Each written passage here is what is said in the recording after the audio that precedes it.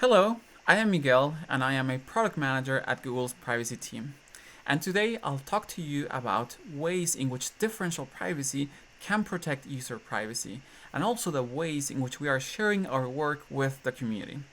Before I start, let me share with you the top 3 things you should know about differential privacy. The first one is that differential privacy is a golden standard in the anonymization and privacy communities. Regulators across the world have repeatedly approved implementations of differential privacy. The second important aspect is its flexibility. Data controllers can collect data with differential privacy, process data with differential privacy, or build machine learning models. The third one is that it really solves the question, how private is something? Differential privacy is the only standard that humanity has invented that really addresses that question. Now, let me explain you how differential privacy works. Imagine that you're attending a 2-day conference and the moderator decides to share some insights with the audience. Here, you can see the country of origin of the participants on day 1. It is aggregated, so presumably it does not reveal anything about anyone, right?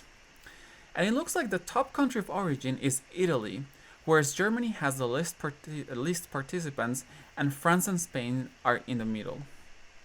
For day 2, we have pretty similar stats. Except, someone has been paying attention and noticed that there was only one new person on day 2. And when they put together the 2 datasets, look at that. They can see that that person was coming from Germany. This is how, with 2 aggregated datasets, the moderator has managed to leak information about a particular participant. A lot of the times people ask, why don't we just aggregate data?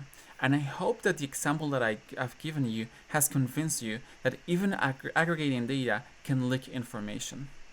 Now, let's use differential privacy. The moderator would also share these insights, but will point out that they will randomly change the numbers just a little. So let's look at day 1. The stats look pretty similar. They've been changed a little. They're less precise, yes, but you still get the same insights and the same general trends. For day 2, we can see a similar behavior. But now, if you compare the stats for day 1 and day 2, you cannot tell which country the single new person is coming from. And you know it's not worth trying, since you know that the numbers were changed a little. This is the principle behind differential privacy. Differential privacy introduces the right amount of noise to the data so that we're able to provide useful, statistically significant insights while ensuring that no one can tell if a particular individual's information was used in the computation. And this is mathematically proven. Differential privacy is pretty new, but it has already been used by big institutions like the US Census Bureau. At Google, we use differential privacy in several products. The first one is Maps Business. You can see on the left an example. Maps Business shows you how busy is a restaurant or a tourist spot. We produce those graphs using differential privacy. Other products like Popular Dishes also use differential privacy. Finally, and more recently, due to COVID, policymakers across the world were asking us to release data so that they could tell whether the lockdowns were having the effect that they were intending to.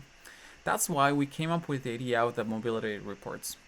Every single stat that you see in those mobility reports is produced with differential privacy.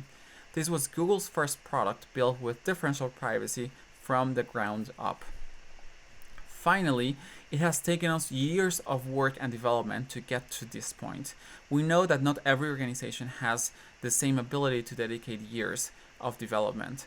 That's why last year we open sourced our core libraries and our core implementations. You and anyone in your organization can use them for free, and we encourage them to check them out and send us some feedback.